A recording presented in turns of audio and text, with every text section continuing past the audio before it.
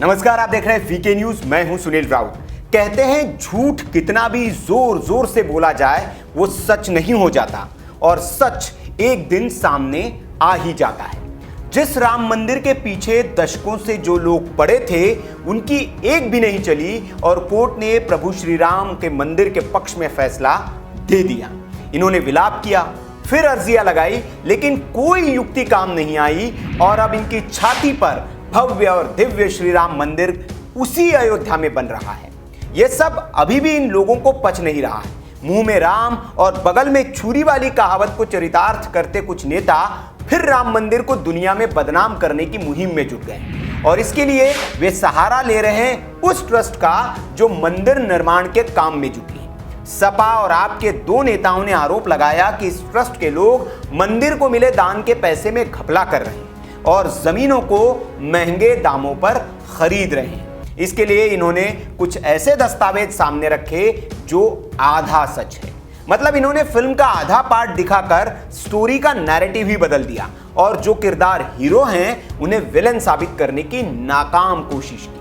लेकिन अब इनकी पार्टी के नेता और इस डील से जुड़े लोग और पुराने कागजात न सिर्फ इनकी पोल खोल रहे हैं, बल्कि इनकी मंशा को भी जग जाहिर कर रहे हैं। संजय सिंह और पवन पांडे ने आरोप लगाया था कि 2 करोड़ की जमीन को 10 मिनट बाद ही 18.5 करोड़ रुपए में खरीदा गया, और 16.5 करोड़ रुपए का भ्रष्टाचार ट्रस्ट के द्वारा किया गया है। इसकी जांच की मांग की गई थी, और इसमें बीजेपी नेताओं को भी घसीटा गया था। अब इस मामले में जमीन बेचने वाले सुल्तान अंसारी सामने आ गए, और इन्होंने सपा के साथ ही आप नेता की सबूतों के साथ पोल खोल कर रख दी। मजे की बात यह है कि सुल्तान अंसारी खुद समाजवादी पार्टी के नेता रहे हैं। वे सपा की टिकट पर चुनाव भी लड़ चुके हैं, और अयोध्या सपा लोहिया वाहिनी के महानगर अध्यक्ष रह चुके हैं। इस मामले में असल सच यह है कि जमीन का सौदा 4 मार्च 2011 को, यानी 10 साल पहले ही हो गया था, और 4 बार इसे रिन्यूअल भी किया गया था, लेकिन इसका बैनामा नहीं हो सका था, क्योंकि जमीन पर वक्फ बोर्ड ने अपना दावा कर रखा था और जमीनी विवाद अदालत में चल रहा था, जिस पर फैसला आने के बाद पुरानी तय रकम पर कुसुम पाठक और सुल्तान अंसारी एवं रवि मोहन तिवारी के बीच बैनामा हुआ, और फिर उन्होंने ट्रस्ट को वर्तमान मलियत के हिसाब से जमीन बेच दी। जिस जमीन को 2 करोड़ का बताकर उसे 18.5 करोड़ में बेचने के आरोप लग रहे हैं, उसका तय सर्किल रेट 4,800 रुपए प्रति वर्ग मीटर के हिसाब से भी देखें तो जमीन की मालियत ही 5,89,84,000 रुपए तय होती है। अब सवाल ये कि जब जमीन की मालियत ही लगभग 6 करोड़ की है, तो फिर इसे इतना महंगा क्यों खरीदा गया?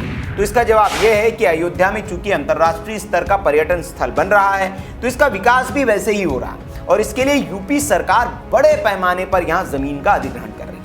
जाहिर है, जो अयोध्या अंतर्राष्ट्रीय पटल पर अपनी जगह बनाने जा रही है, वहां की जमीन कोई नहीं देना चाहेगा। इसलिए सरकार ने तय कीमत से 4 गुना ज्यादा रेट पर जमीन खरीदने का ऐलान किया है, ताकि जमीन देने वाले को उचित मुआवजा मिल सके।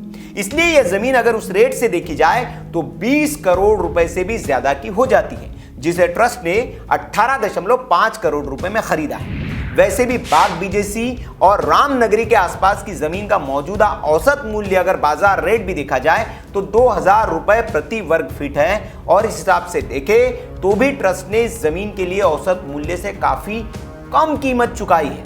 खरीदी गई जमीन का क्षेत्रफल 12,080 वर्ग मीटर, यानी कि 1,29,981 वर्ग फीट है, और इस हिसाब से ट्रस्ट ने 1423 रुपए प्रति वर्ग फीट से जमीन की कीमत अदा की है। तो अब जब यह आरोप और सुनियोजित साजिश बेपर्दा होती दिख रही है, तो सियासी दलों का यह दांव उन पर ही अब उल्टा पड़ता दिख रहा है।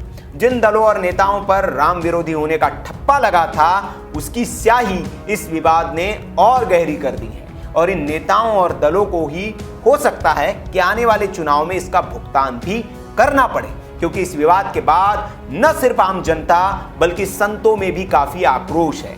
सपा और आप नेता के आरोपों से साधु संत आक्रोशित हो उठे हैं। निर्वाणा आनी अखाड़ा के महासचिव महंत गौरी शंकर दास के मुताबिक जो लोग मंदिर निर्माण में कदम कदम पर बाधा डालते रहे और श्री राम का अस्तित्व नकारने की साजिश रचते रहे, आज वे नए सिरे से कुचक्र रचने की फिराक में।